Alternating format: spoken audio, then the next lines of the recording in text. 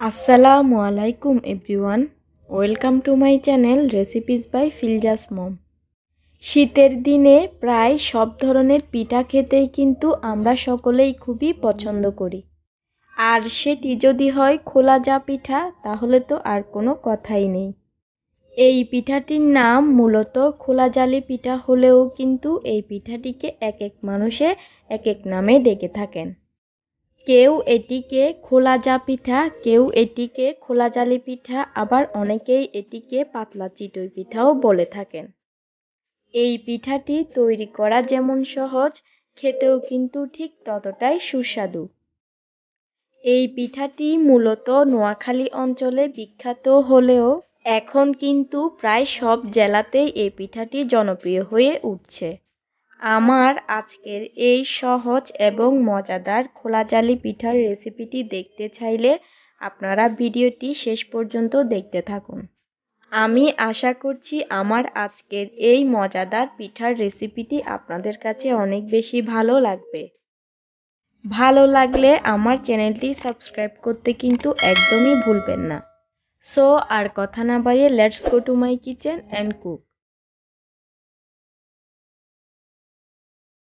খোলা জালি পিঠা তৈরি করার জন্য আমাদেরকে প্রথমেই খোলা জালি পিঠার ব্যাটারটা তৈরি করে নিতে হবে।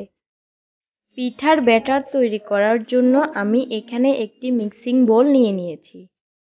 এখন এই বোলের মধ্যে দিয়ে দিচ্ছি মেজারমেন্ট কাপের 2 কাপ পরিমাণ চাউলের গুঁড়া। আমি এখানে ফ্রিজে সংরক্ষণ করা ভেজা চাউলের গুঁড়া নিয়েছি। আপনারা চাইলে শুকনা চাউলের গুঁড়াও নিতে পারবেন। এখন দিয়ে দিচ্ছি প্রায় হাফ চা চামচ পরিমাণে লবণ। লবণগুলোকে চাউলের গুঁড়ার সাথে একটু মিশিয়ে দিচ্ছি।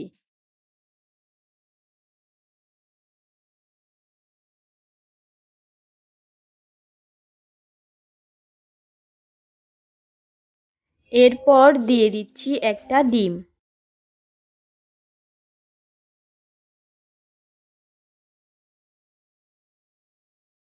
একটা হ্যান্ড উইক্স দিয়ে ডিমটাকে চাউলের গুঁড়ার সাথে একটু মিশিয়ে দিচ্ছি।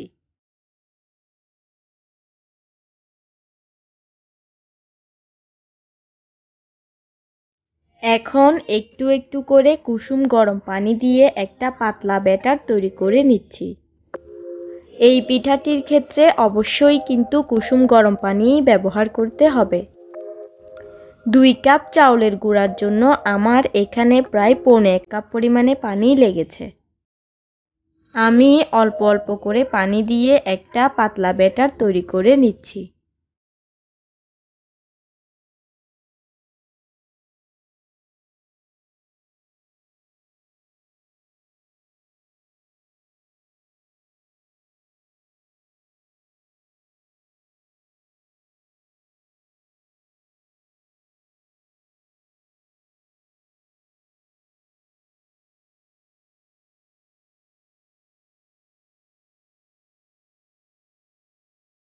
পিঠার ব্যাটার কিন্তু এখন একদম রেডি। আমি আপনাদেরকে কনসিস্টেন্সিটা দেখিয়ে দিচ্ছি। ঠিক এরকম পাতলাই হবে।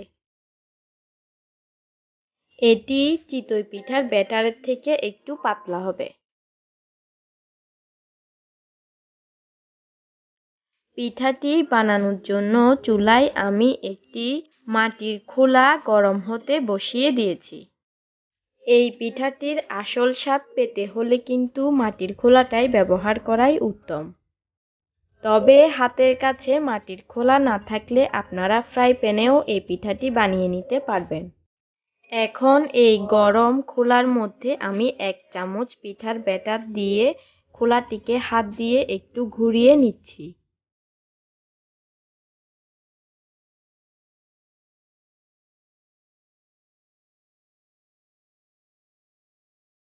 চুলার আঁচ কিন্তু একদম হাইতে আছে। এই পিঠাটি অবশ্যই হাই হিটেই করতে হবে। এখন ঢাকনা দিয়ে ঢেকে অপেক্ষা করব প্রায় 1 মিনিটের মতো।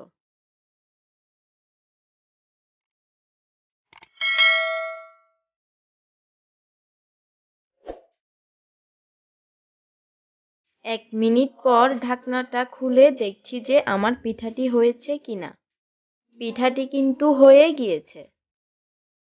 এখন পিঠাটিকে আমি একটি খুন্তির সাহায্যে তুলে নিচ্ছি। আপনারা এই পর্যায়ে ঘাবড়ে যাবেন না, কারণ প্রথম পিঠাটা কিন্তু একটু খোলা থেকে উঠতে চাইবে না। তবে পরের সবগুলা পিঠাই কিন্তু খোলা থেকে খুব সহজেই উঠে আসবে। আপনারা ভিডিওটি শেষ পর্যন্ত দেখলেই বুঝতে পারবেন। আর আপনারা সব ধরনের পিঠা বানানোর জন্য নতুন মাটির খোলা কিভাবে আগে প্রস্তুত করে নেবেন তার ভিডিও কিন্তু আমি অলরেডি আমার চ্যানেলে আপলোড করেছি। আমি লিংক ডেসক্রিপশন বক্সে দিয়ে দিব।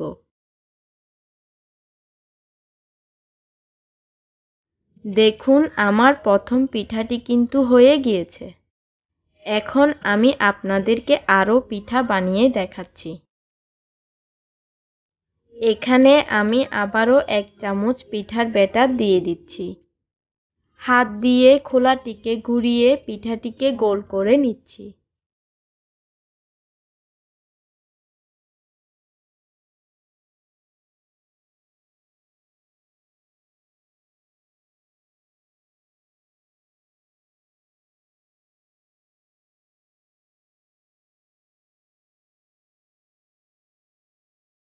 এরপর ঢাকনা দিয়ে ঢেকে অপেক্ষা করব 1 মিনিটের মতো।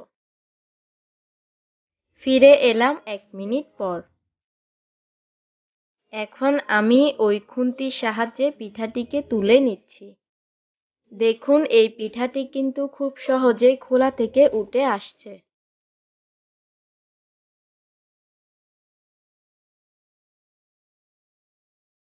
আমি ওই সেম প্রসেসেই অন্য সবগুলো পিঠা আস্তে আস্তে বানিয়ে নিব।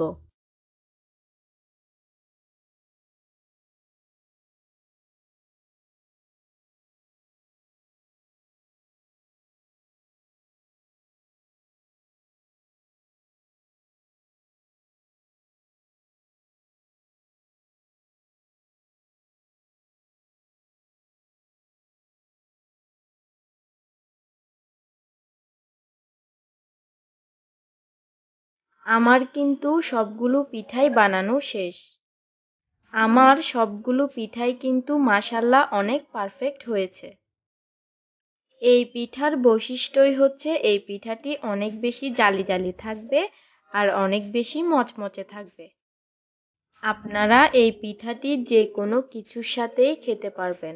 চা কিংবা খেজুরের রস কিংবা মাংসের ঝোল যে কোনো কিছুর সাথেই কিন্তু এই পিঠাটি জমে যায়। আমি আশা করছি আমার আজকের এই সহজ এবং মজাদার পিঠার রেসিপিটি আপনাদের কাছে অনেক বেশি ভালো লেগেছে। ভালো লাগলে ভিডিওতে একটি লাইক দিতে কিন্তু একদমই ভুলবেন না। আর চ্যানেলে নতুন হলে চ্যানেলটি সাবস্ক্রাইব করে পাশের বেল আইকনটি বাজিয়ে দিবেন। ভিডিওটি এতক্ষণ না টেনে সম্পূর্ণ দেখার জন্য সবাইকে অসংখ্য ধন্যবাদ জানিয়ে আমি আজ এখানেই বিদায় নিচ্ছি। আল্লাহ হাফেজ।